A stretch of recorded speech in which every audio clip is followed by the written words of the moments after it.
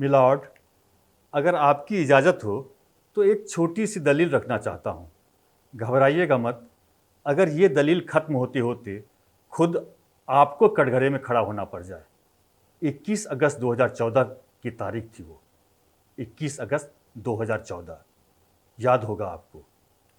इसी तारीख को ओडिशा में कटक के पास 6 साल की बच्ची अपने चचेरे भाई के साथ दोपहर 2 बजे चॉकलेट लेने निकली। जब कई घंटे बाद ही बच्ची घर नहीं लौटी तो माँ बाप उसे ढूंढने निकल पड़े। बच्ची पूरी तरह अनावृत यानी बिना कपड़ों में बेहोश मिली एसके खैरुद्दीन के घर से। उसे प्राइमरी हेल्थ सेंटर ले जाया गया, जहां डॉक्टर ने परिवार को यह दर्दनाक खबर दी कि बच्ची के साथ रेप हुआ है। उसे बड़े अस्पताल रेफर कर दिया गया, लेकिन वो कभी अस्पताल के बिस्तर तक पहुंच ही नहीं पाई। मासूम बच्ची ने रास्ते में ही दम तोड़ दिया।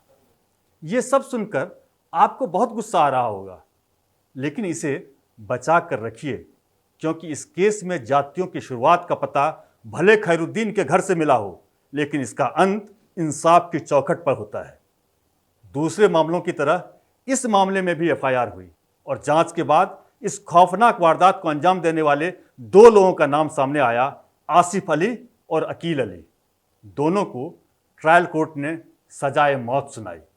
लेकिन अब ओडिशा हाईकोर्ट के एक फैसले ने 140 करोड़ लोगों से मिलकर बने इस महान भारत के हर एक नागरिक का भरोसा तोड़ दिया है। इंसाफ की आस और न्याय के मूलभूत सिद्धांतों से समझौते के इस फैसले ने सबको झकझोर कर रख दिया है। ओडिशा हाईकोर्ट ने अकील अली को सभी आरोपों से बरी कर दिया है और अब उस गुस्से को संभालिएगा और हो सके तो आंसुओं को रोकने की कोशिश करिएगा, क्योंकि कोर्ट ने आसिफ अली को दोषी मानने के बावजूद उसकी मौत की सजा को उम्र कैद में बदल दिया है।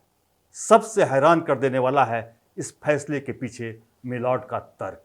अगर दुनिया का कोई व्यक्ति उसे तर्क मानने को तैयार हो तो एस के साहू और आर के पटनायक की बेंच ने जो कहा वो भी सुनिए।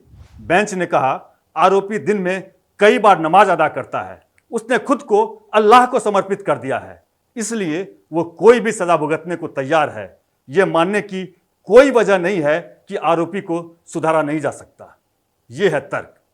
बात यहीं खत्म नहीं हुई। बेंच की हजम न होने वाली दलील यहीं नहीं रुकी।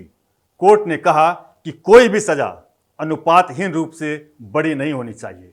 निर्धारित सजा से ज्यादा सजा का मतलब है निर्दोष को सजा देना। अगर अब भी आप रूंधे हुए गले और धुंधली आंखों से यह देख पा रहे हैं तो देखिए और सुनिए।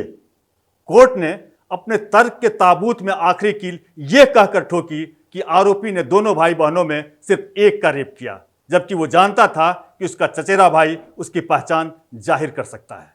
अगर यही दलील है, अगर यही न्याय व्यवस्था है, अगर यही इंसाफ का तकाजा है, तो फिर कौन लड़ेगा ऐसे आधे अधूरे सड़े गले इंसाफ के लिए? कोई 5 वक्त का नमाजी है, कोई क्रिकेट अच्छा खेलता है, कोई फिजिक्स में होशियार है, कोई खानसामा बहुत अच्छा है।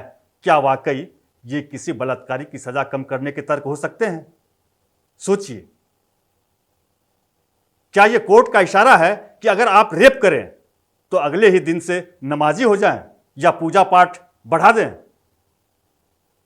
जरा सोच कर देखिए, जरा ठहर कर सोचिए। न्याय की कौन सी परिभाषा तक पहुंच गए हम और कैसे? ये तर्क देश के किसी सुदूर नगर की किसी निचली अदालत से नहीं निकले हैं। ये एक बड़े राज्य की हाई कोर्ट से जुड़ा हुआ फैसला है। आपको आरोपी के सुधरने और उसके भविष्य की गुंजाइश दिखती है, लेकिन उस 6 साल की बच्ची के भविष्य का क्या, जो आसिफ अली की दरिंदगी ने हमेशा के लिए अंधेरे में धकेल दिया? उस परिवार का क्या, जिसे अपने दुखों के पहाड़ के साथ साथ समाज की अजीब निगाहों का सामना पूरी जिंदगी करना पड़ेगा? उस भाई का क्या, जिसकी आंखों के सामने वो खौफनाक मंजर अंजाम दिया गया? अगर माननीय जज साहब 2 पल रुककर इन सब के बारे में भी सोचते तो सजाए मौत का फैसला पलटने के लिए ये सड़ी हुई दलीलें नहीं दी जाती।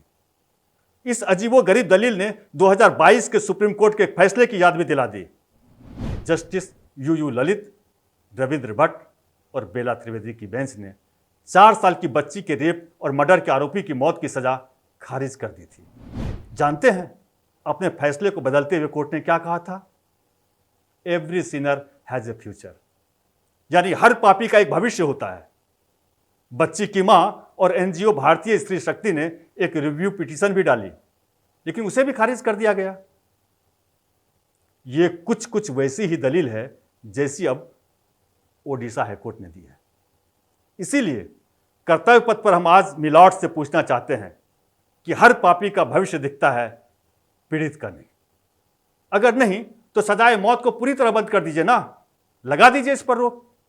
क्योंकि अगर आपको मासूम बच्चों के बलात्कार का अपराध भी फांसी के लायक नहीं लगता तो बदल दीजिए इस इंसाफ को। कानून की मोटी मोटी किताबें जो अलमारी में सजी हैं उनसे थोड़ी धूल हटाइए, उन पर कपड़ा मारिए और उन पन्नों को एक बार फिर पलटिए।